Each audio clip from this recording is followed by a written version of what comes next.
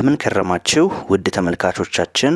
በገቢዎች ሚኒስቴር ምስራቅ አዲስ አበባ አነስተኛ ግብር ከፋዮች ቅርንጫፍ ጽሕፈት ቤት እየተዘጋጀላቸው የሚቀርቡ ትምህርታዊ መረጃዎች የሚቀጥሉ ሲሆኑ ዛሬ ደግሞ በአንድ ርዕስ ላይ እንማማራለን። ርዕሳችንም የሚሆነው የዓመት ፍቃድ በገንዘብ ተቀይሮ ሲሰጥ ስለሚከፈል ግብር ይሆናል።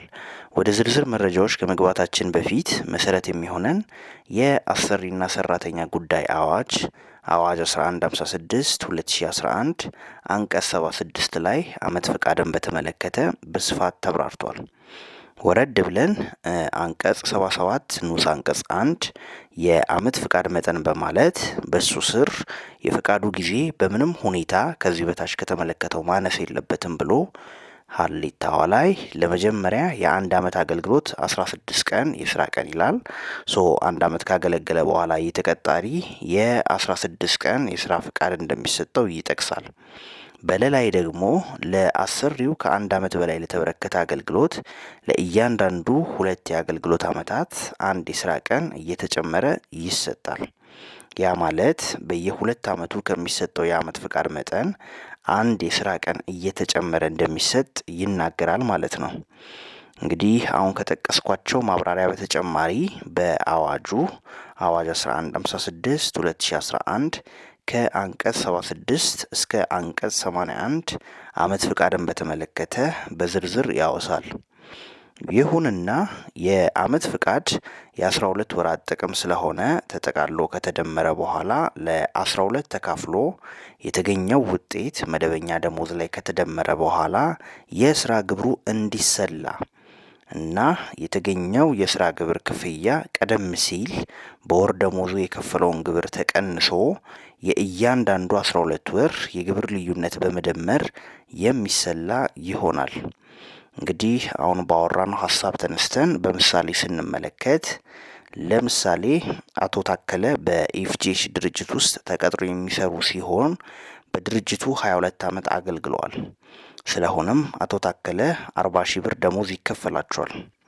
አቶ ታከለ በ2015 እና በ2016 ዓ.ም ያልተጠቀሙት የ32 ቀናት የዓመት ፍቃድ በገንዘብ ተቀይሮ እንዲሰጣቸው በጠየቁት መሰረት በመጨረሻው ዓመት ሂሳቡ ተሰልቶ ተሰጣቸው።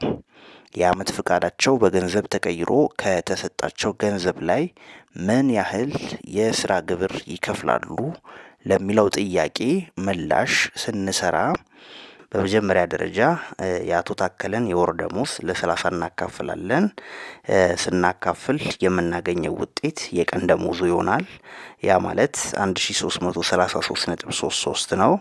ይህንን በ32 ስናባዛ 32 ስንል ያልተጠቀመበት የዓመት ፍቃዱ ነው። ስለዚህ ዳይሬክትሊ ሲባዛ 42666.66 ይሰጠናል። ይህንን ያገኘነው አኑዋል ሊቭ ለሰራተኛ አይሰጥም። ምክንያቱም ታክሱ መሰላት ስላለበት። ታክሱን ስናሰላ ግን በ42666.66 ላይ አይደለም።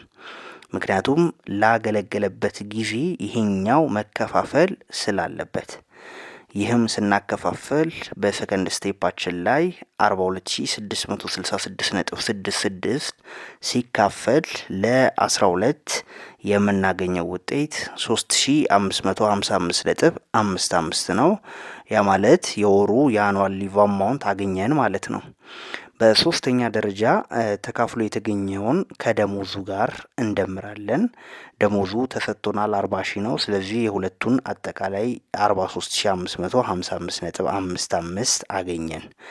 በአራተኛ ደረጃ ግብሩን እናሰላለታለን። ያገኘነውን የ43555.55 ግብር ስናሰላ በአዲሱ ገቢ ግብር አዋጅ በ1395 2017 ተሻሽሎ በወጣው ይህ ቁጥር የሚያርፈው በ35% ላይ ነው።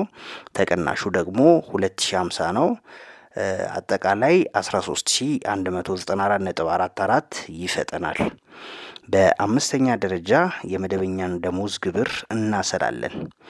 የ40 ሺህን ደሞዝ ግብር ስናሰላ የሚያርፈው 35% ላይ ነው። ተቀናሹ 2050 ነው። የሚሰጠን ውጤት 11950 ይሆናል። በስድስተኛ ደረጃ ልዩነቱን በ12 እናበዛለን። ልዩነቱን ስንል ቅድም የ43555.55 ግብር አስልተን ያገኘነው ውጤት 13194.44 ነው። እንደገና ደግሞ የመደበኛ ደሞዝ ግብር ስናሰላ ያገኘነው ውጤት 11950 ነው።